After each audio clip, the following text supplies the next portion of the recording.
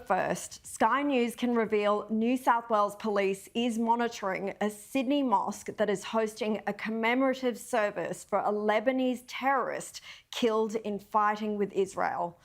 On Christmas Eve, Hezbollah, which is a designated terrorist organisation in Australia, announced the death of 6 operatives between December 21st and 23rd, according to the Israeli Mir Amit Intelligence and Terrorism Information Centre.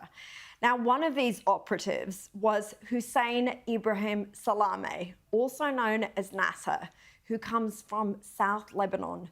He was reportedly the 124th Hezbollah fighter to be killed since October 8, when the Shiite militia group, which is based in Lebanon and backed by Iran, began its operations against Israel.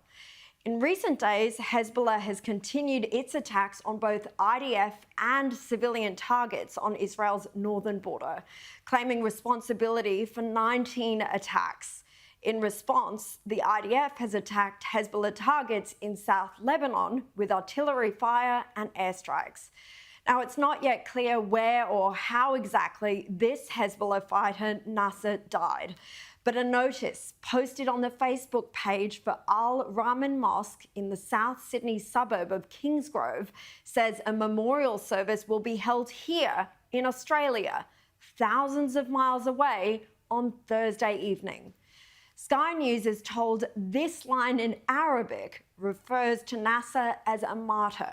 Now, this mosque, Al Rahman, has formed. It has already hosted at least 2 services in October, memorialising a number of other Hezbollah fighters.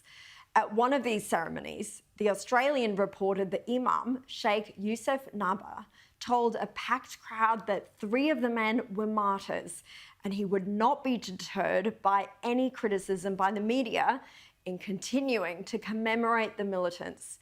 He also reportedly told the congregants that Israel's attacks on Gaza was a plan to eradicate the Palestinian territories. Well, I have news for him. If that was the plan, this war would have been over on October 8. Israel certainly has the capability, just not the will. But back to this week's service. Sheikh Nabha has clearly made good on that promise to continue commemorating terrorists. And Jewish groups are understandably deeply worried, as we all should be. The president of the Australian Jewish Association, Dr. David Atlas, said of this latest event, all reasonable Australians should be shocked and concerned that we have a local community which appears to empathise with Hezbollah terrorists. Supporting a prescribed terrorist organisation is a crime, and we call on counter-terrorism police to urgently investigate. The problem is, authorities seem to be too hamstrung by our weak laws to do very much at all. New South Wales Police told me it is aware of this week's service and is monitoring. The Department of Home Affairs said in a statement, the Australian government is concerned about any promotion of terrorist organisations and that it urges communities in Australia to remain respectful.